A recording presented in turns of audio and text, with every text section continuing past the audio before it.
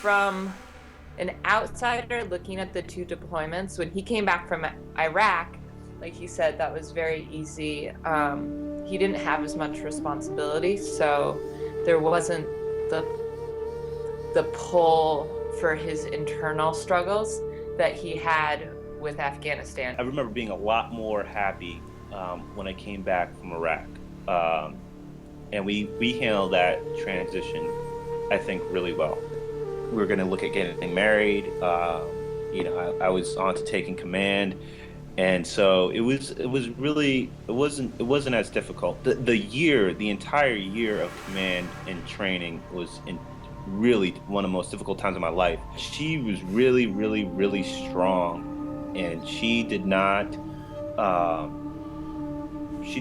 let me into all the emotional pain that she was going through, as far as dealing with the separation the first time, knowing that it's coming up again, feeling like I was in command and she was like, my first responsibility was to my company, to the Army, and my second responsibility was to my personal life and to her. And she never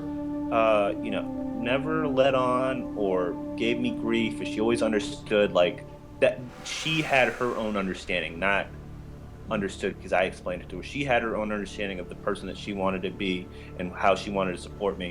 And when I came back from Afghanistan, it was really, really difficult. It was a tough year. It ended terribly. That final mission was the final mission. It happened, within, folks were heading back already. Folks had already gotten back. So it was like, we had 1 foot out of the country, 1 foot in the country when all these guys got killed. So I took that emotional weight on really, really late. And then when I got back, it was definite we were getting out of the Army. I'd already put forward my paperwork. We needed to find a plan. And that's also kind of when Alexis was like, hey man, this is how I've been feeling for the last 4 or 5 years. And, we're going to have to deal with this now. And so I had to, we both kind of were unloading at the same time. So it was really, really, really, really difficult,